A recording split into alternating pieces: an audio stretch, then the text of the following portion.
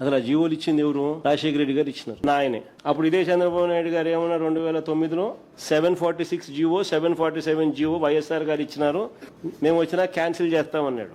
ఇది హిస్టరీ. రాజశేఖర రెడ్డి గారు ఉన్నప్పుడు అధ్యక్ష ఇది 7 కొండలు కాదు 2 కొండలని ఉత్తర్వులు ఇచ్చాడు. ఆ ఉత్తర్వు కూడా 338 జీవో ఇచ్చారు.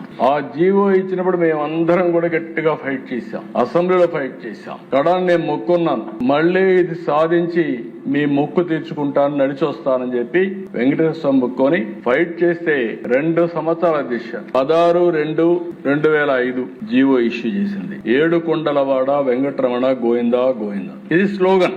7 కొండలు ఆయన విన్నది మనందరి యొక్క మనోగతమే కాదు, అందరం కూడా అదే స్లోగన్ కింద వెళ్ళాం. అలాంటిది 2 కొండలు అని చెప్పి ఇచ్చి 2 ఏళ్లు దేశం అంతా ఆందోళన జరిగితే మళ్ళా రివైజ్ చేసి ఇచ్చారు. ఇప్పుడు ఆ పార్టీ మాట్లాడుతున్నారు, వాళ్ళు రివైజ్ చేసి దివ్యక్షేత్రం చేస్తే నేను అపోజ్ చేశానంట. కలలో కూడా చేయలేను అధ్యక్ష, ఇమాజిన్ చేయలేను. ఆ విషయం గుర్తుపెట్టుకోవాలి. నేను ఇదే అసెంబ్లీలో చెప్పా.